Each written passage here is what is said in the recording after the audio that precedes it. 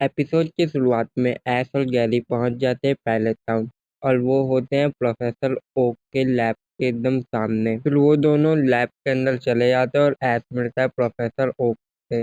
वो बोलता है कि आपसे बहुत समय बाद मुलाकात हो रही है, आप कैसे हो? तो प्रोफेसर ओक भी उसे बोलते हैं, हाँ मैं भी ठीक हूँ, तुम अपना बताओ। हाल समाचार दोनों एक दूसरे का पूछते हैं और वो गो से भी बात करते हैं कि तुम भी ठीक हो ना। फिर ये सब हो ही रहा होता है तो गो फिर अपना बैग से एक बुक निकालता है और वो प्रोफेसर ओक को देता है। वो बोलता है कि प्रोफेसर कैलिस ने उन्हें ये भेजा है, कोई रिसर्च है उनका। तो प्रोफेसर ओक से रह लेते हैं। फिर ऐश जो है वो गो से पूछता है, क्या तुम पहले प्रोफेसर ओक के लैब आए हो? तो गो बोलता है, हाँ जब मैं 6 साल का था तब 41 कैंप में मैं आया था, बस थोड़ा लेट हो गए थे हम लोग क्योंकि एक लड़का था जो लेट हो गया था। तो ऐसे बोल रहा था, हाँ वो लगता है वो लड़का कुछ ज्यादा ही सो गया होगा। तो फिर प्रोफेसर ओक बोलता है, वो तुम ही थे ऐश। फिर ऐश का चेहरा देखने लायक था और फिर वो बोलता है कि तभी मैंने म्यू को भी देखा था और मेरा सपना बन गया सभी तरह के पतिवन को पकड़ना। तो प्रोफेसर वो बोलते, तुम्हारा सपना तो बहुत सही है, वैसे तुमने कितने पतिवन पकड़े? तो वो अपना पच्ची दस्त दिखाता है और उसका पच्ची दस्त मोस्टली फुल ही रहता है। और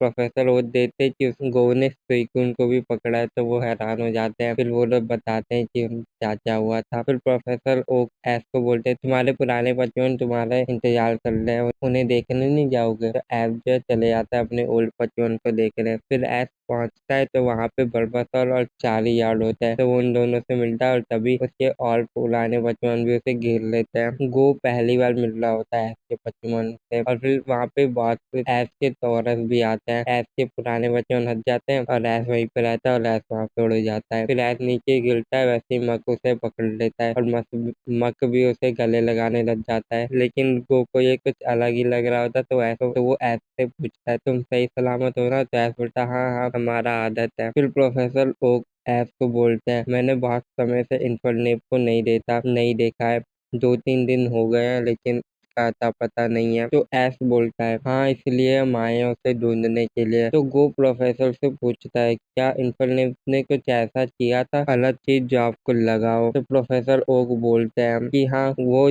गायब होने से पहले चार्लियार्ड, पिगनाइट, टैलेंफ्रन इन सब 55 से लड़ा था। तो गो बोलता है कि वो सारे फायर टाइप 55 से लड़ा था, पता नहीं वो ऐसा क्यों किया हो। तो ऐश और गो बोलते हैं कि हम चले आते हैं उसे देखने, ढूंढने वो कहाँ हो सकता है। तभी प्रोफेसर ओक जो है वो गो से बोलते हैं प्रोजेक्ट म्यू के बारे में। वैसे ये प्रोजेक्ट म्यू वाला जो था वो पहले होगा, मतलब जब गो अपना सपना बता रहा था और अपना पकीदत दिखा रहा था। अभी मुझे याद आया, अभी बता रहा हूँ। प्रोफेसर ओक वो से कहते हैं कि तुम जो है वो प्रोजेक्ट म्यू में जुड़ सकते हो। वहाँ पे जो है सभी पतिमन को रिसर्च होता है और मेन उनका प्रोजेक्ट होता है म्यू को पकड़ना, क्योंकि उसमें सारे बच्चों का डीएनए है। तो वो थोड़ा उदास होता है क्योंकि उसे, और वो प्रोफेसर ओक को बोलता है कि मुझे किसी से ऐसे ऑर्डर लेना सही नहीं रहता, मैं अपना जो आता है वही करता हूँ, इसलिए मुझे अभी ज्वाइन नहीं करना। और वो मना कर देता है। तो प्रोफेसर ओक बोलते हैं, कोई बात नहीं, तुम्हें नहीं करना तो तुम नहीं कर सकते हो, बस वहाँ पे ऐसे लोग होंगे जो तुम्हारे तरह ही सपना देखते होंगे, तुम्हारे जैसे ही उनका सपना होगा, तो मैंने इसलिए बता दिया। ऐश और गो फिर निकल जाते हैं इन्फरनेप को ढूंढने। फिर वो लोग इन्फरनेप को ढूंढ रहे होते हैं तो गो देखता है कि ये पिजियोतो होता है, तो उसे पिजियोतो को पकड़ना था। तो वो अपना पचुअल पहन देता है, लेकिन पिजियोतो वहाँ से निकल जाता है और उन पे अटैक कर देता है, जिससे वो लोग पीछे उड़ जाते हैं और वो पीछे पत्थर पे टकराते हैं और वो पत्थर मूव करने लग जाता है और फिर वो पत्थर और कोई नहीं ऑनिथ ही होता है। तो गो बोलता है, ये बहुत ही अच्छा मौका है, आज तो मेरा किस्मत अच्छा है। तो वो ऑनिथ पे भी पतिवल फेंक देता है, लेकिन ऑनिथ भी नहीं पकड़ाता, वो भी निकल जाता है। लगता है आज गो का किस्मत खराब है, रियल में एक भी पतिवन उसके नहीं पकड़ा बिना लड़े। वेल, कांटो में आया तो यही होगा। शुरुआत में ऐश के साथ क्या हुआ था। फिर वो ऑनिथ उन दोनों पे अटैक कर लेता है। तभी एक ट्रेनर अपने ब्लास्टॉइस को बोलता है हाइड्रो पंप यूज करने और वो ऑनिथ वहां से उड़ जाता है। फिर ऐश देखता है ब्लास्टॉइस को, फिर ऐश को याद आता है और उसके पीछे से निकलता है गैरी। फिर ऐश गैरी से मिलता है और वो बहुत ज्यादा खुश होता है। फिर ऐश गैरी से कहता है, तुम तो रिसर्च कर रहे थे क्रीनों में? तो गैरी बोलता, हाँ वो मैं पहले करता था, अब मेरा वो काम नहीं है, अब तो मैं कांटो आया था कुछ काम के लिए। तो ऐश पूछता है, कौन सा काम? तो गैरी बोलता है, उससे पहले तुम मुझे इस लड़के से इंट्रोड्यूस नहीं कराओगे? तुम? ऐश बोलता है, अरे हाँ। फिर ऐसे बोलता है कि इसका नाम है गो, ये भी मेरी तरह प्रोफेसर चेरिस के लेबोरेटरी में एक रिसर्चर है। और ऐश बोलता है गो से कि ये है गैरी, ये मेरा राइवल था शुरू से और मेरा बहुत अच्छा दोस्त भी। और ऐश ये भी बताता है कि गैरी के जो ग्रैंडपा है वो प्रोफेसर ओक है। तो गैरी बोलता है कि मुझे इंटरेस्ट आने लगा था कि जब मैंने सुना ऐश का कोई दोस्त है, मतलब ऐश का कोई पार्टनर है, ऐश का पार्टनर कैसा होगा। तो बोलता है मैं किसी की तरह नहीं हूँ, मैं जैसा हूँ वैसा ही हूँ। और गैरी बोलता है कि उसे मेरे जितना या मुझसे ज्यादा तो स्ट्रांग होना ही चाहिए। तो गो बोलता है इसका मतलब क्या हुआ। तो गैरी बोलता है कि मैं बस ये जानना चाहता हूँ कि तुम ऐश के दोस्त बनने के लायक हो भी कि नहीं। तो वो बोलता है कि इस बंदे के साथ प्रॉब्लम क्या है। तो ऐश बोलता है शांत शांत, ये गैरी ऐसा ही है बचपन से, ये मेरे साथ भी ऐसा ही करता था। फिर ऐश बोलता है वैसे अपना काम तो बताओ, तुम क्यों आए थे कांटोवर। तो गैरी बोलता है मैंने यहाँ के टेम्परेचर और वातावरण में बहुत ही बदलाव पाया है और मैं एक लेजेंडरी पचमन के खोज में हूँ जो यहाँ हो सकता है और जिसका कारण यही है। तो वो बताता है कि वो लेजेंडरी पचमन है मोल्ट्रेस, और ऐसे भी बताता है कि उसका इन्फरनेप नहीं मिल रहा होता। तो गैरी बोलता है हाँ, उसने तीनों लीग में बहुत ही अच्छा मैच लड़ा था। तो वो लोग साथ में मोल्ट्रेस और इन्फरनेप दोनों को ढूंढने लग जाते हैं। और गैरी गो को भी एक तरह से टेस्ट कर रहा होता है कि गो कैसा है। वो बोलता है कि क्या तुम हमारे साथ रहने के लायक हो कि नहीं। वो उसको तीर कर रहा होता है, आगे आपको पता चल जाएगा क्यों। और ऐश और जेरी साथ में चल रहे होते हैं, गो उन्हें पीछे ऐसी नजरों से देख रहा होता है और ऐश और जेरी भी बहुत बातें कर रहे होते हैं। फिर जेरी ऐश और गो को एक जगह पे ले जाता है। गो बहुत ही बुरा वाला थक जाता है, पूरे रास्ते गो थका हारा ही आ रहा था। जेरी गो से पूछता है कि ये जगह तुम्हें क्या लगता है। तो गो बोलता है कि ये वोल्केनिक एरिया है जो मोल्टरस को ज्यादा थ्रेट करता है। तो गैरी बोलता है हाँ, आंसर अच्छा था लेकिन पूरा नहीं था। तो वो अपना पॉचीदार दिखाता है। पॉचीदार शुरुआत की लाइन यही बोलता है और सेकंड लाइन ये बोलता है कि और हाँ, ये जो जगह है वो मोल्टरस को इसलिए अट्रैक्ट करता है क्योंकि यहाँ पे मोल्टरस का जो भी चोट होता है वो हील हो जाता है। और दूसरा पॉइंट ये था कि जब भी मोल्टरस आता है वो अपने साथ स्प्रिंग लाता है और वो लोग देखते हैं कि उनके आजू बाजू भी फूल बहुत ही ज्यादा उगे हुए हैं। और फिर गैरी ऐश को बताता है कि मुझे लगता है कि तुम्हारा इन्फरनेप जो है वो मोल्टरस को चैलेंज करने की सोच रहा है। तो ऐश बोलता है मेरा इन्फरनेप। तो गैरी बोलता है मैं जितनी बार भी प्रोफेसर ओ के लैब में आया हूँ तो ये देखा है मैंने कि वो हर बार किसी न किसी स्ट्रॉन्ग पचमन से लड़ता है अपने आप को और भी ज्यादा स्ट्रॉन्ग बनाने के लिए। और अभी अभी तो वो तुम्हारे जितने भी पाल टाइप पचमन थे उन सबसे फाइट किया और अब जो है वो अपने अपोनेंट को और भी ज्यादा स्ट्रॉन्ग पाना चाहता है। तो इसलिए वो इधर आया मोल्टस को चैलेंज करने के लिए। तो वो लोग देखते हैं कि जो इन्फरनेप है वो अब पेड़ पे चढ़ के आवाज लगा रहा होता है, वो मतलब मोल्टस को चैलेंज कर रहा होता है फाइट के लिए।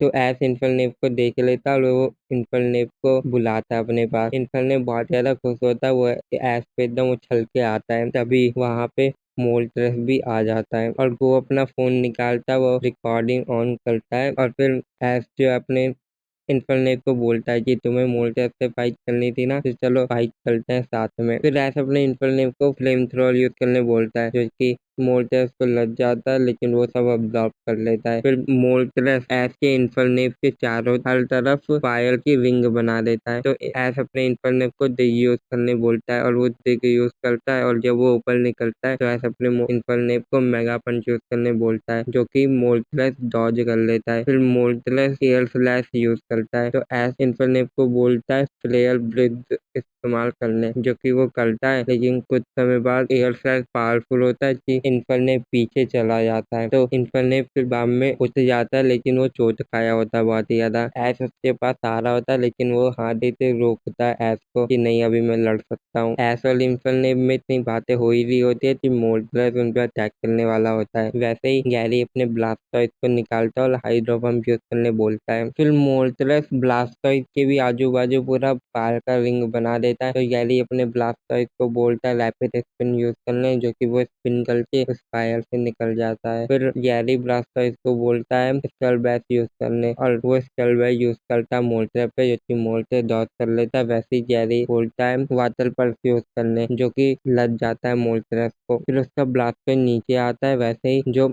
मोल्ट्रेस है वो एक अटैक यूज करता है। तो गैरी बोलता है नहीं ऐसा नहीं हो सकता, ये तो बर्न अप यूज कर रहा है। तो गैरी बोलता है ब्लास्टोइस को हाइड्रोपम यूज करने, और हाइड्रोपम मोल्ट्रेस पे लगता है लेकिन उसे कुछ नहीं होता और वो दोबारा अटैक करता है ब्लास्टोइस पे। फिर एक धमाका होता है। फिर एस जो है वो गैरी से पूछता है कि ये बर्न अप क्या होता है। तो गैरी बताता है बर्न अप ऐसा मूव है जो कि फायर टाइप बच्चन यूज करता है अपनी सारी फायर को यूज करके, और जिससे वो अपना फायर टाइप होना छोड़ देता है। तो वो बोलता है कि ऐसा नहीं हो सकता और एस भी शॉक होता है। फिर मोल्ट्रेस जो है वो हरिकेन यूज करता है और गैरी अपने ब्लास्टॉय को रैपिड स्पिन करने बोलता है, और वो स्पिन करके जा रहा होता है लेकिन हरिकेन इतना तेज होता है कि ब्लास्टॉय वापस फेंका जाता है, और जो कि वो दीवार में लग जाता है और पेंट हो जाता है। फिर गो बोलता है अब लगता है मेरी बारी है, तो वो अपने सिंडरेस को भेजता है और उसे पायरोबॉल यूज करने बोलता है। वो पायरोबॉल यूज करता है लेकिन मोल्ट्रेस उसे डॉज कर लेता है। फिर मोल्ट्रेस सिंडरेस पे अटैक करता है। ये देख के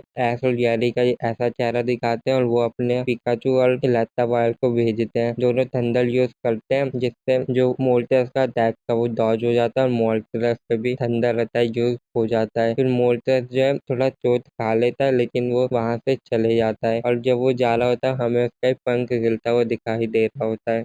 ऐसे गैरी वो को बोलता है अरे मोल्ट्रेस तो जा रहा है, लेकिन गैरी बोलता है नहीं अब मुझे उसका कोई काम नहीं है, मुझे इसका काम था। वो मोल्टेस का पंख दिखाता है, वो बोलता है मुझे ये चाहिए था। फिर वो मोल्टेस के पंख को एक डब्बे में बंद कर देता है। फिर वहाँ पे कॉर्बेनाइट आता है और गैरी उस कॉर्बेनाइट के गले के पास एक पाउच होता है, उसमें उस मोल्टेस के पंख को डाल देता है और वो बताता है कि मैंने कॉर्बेनाइट को पहले ही बुला लिया था। और वो कॉर्बेनाइट को बोलता है अब मैं तुम पे भरोसा करता हूँ, और कॉर्बेनाइट वहाँ से चले जाता है। और वो बोलता है अरे मैंने तो रिकॉर्डिंग करके रखा था, रिकॉर्डिंग का बटन दबाया था लेकिन ये तो रिकॉर्ड हुआ ही नहीं। तो ऐसे बोलता है ये तुम्हारे तरह नहीं था को, तुम ऐसा कभी नहीं करते थे। तो गैरी हंसता है और बोलता है कि पैनिक जो है वो तुम्हारा सबसे बड़ा दुश्मन है। तो गो को थोड़ा गुस्सा आता है, बोलता है हाँ मुझे पता है। और फिर शाम हो जाती है।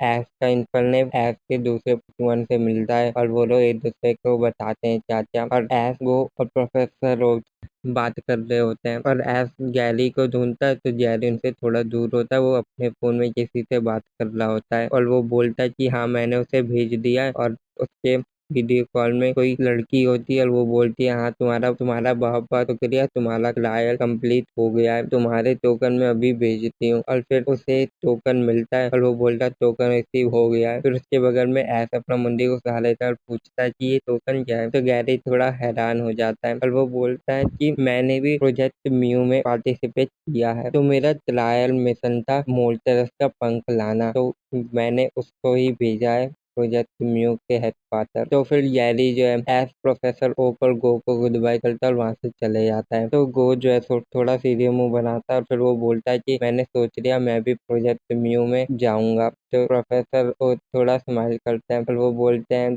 कि गैरी ने तुम्हारा माइंड बदल ही डाला और मुझे लगता है कि ये चेंज गैरी की वजह से ही हुआ होगा। गैरी ऐसा ही है, वो डायरेक्ट नहीं बोलता, वो इनडायरेक्ट ही करता है। तो ऐसा बोलता है हाँ वो बचपन से ही ऐसा, उसने मेरे साथ भी ऐसा किया है। फिर हमें गैरी दिखाता है जो कि छींक मारता है क्योंकि उसकी बात हो रही है यहाँ पे। तो बस ये एपिसोड यहीं पे खत्म हो जाता है।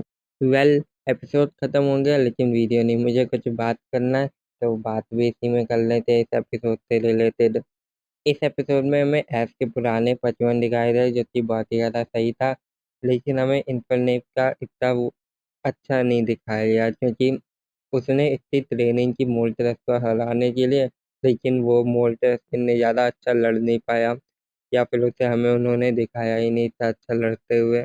उसे थोड़ा और अच्छा दिखाना चाहिए था कि वो मोल्टेरस को थोड़ा अच्छा टक्कर दे रहा है, टक्कर भी नहीं तो थोड़ा और दिखाते, मतलब 2-3 मूव की स्ट्रैटेजी और होती, लेकिन नहीं दिखाया गया हमें। मुझे उनसे अच्छा तो ब्लास्टोइस और मोल्टस में जो फाइट हुई थी वो अच्छी लगी, ये मेरा ओपिनियन है वैसे। और मुझे ये वाला सीन भी अच्छा लगा जहाँ पे मोल्टस गो के सिंदरेस पे अटैक करता है और ऐश और गैरी समझ जाते हैं ये अटैक बहुत ज़्यादा पावरफुल होगा, इसलिए वो दोनों अपने पचवन को भेज देते हैं उसे रोकने के लिए। इसमें हमें दिखाया गया ऐश को एकदम बड़ा सा कि ऐश का एक्सपीरियंस है, तो उसने अपने एक्सपीरियंस से ऐसा महसूस किया कि ये अटैक तगड़ा होने वाला है। तो बस वीडियो बहुत बड़ी हो गई है तो वीडियो को यहीं पे ख़त्म करते हैं। तो वीडियो को लाइक कर देना और मेरे चैनल को सब्सक्राइब कर देना। मिलते हैं आपसे एक और नए वीडियो में।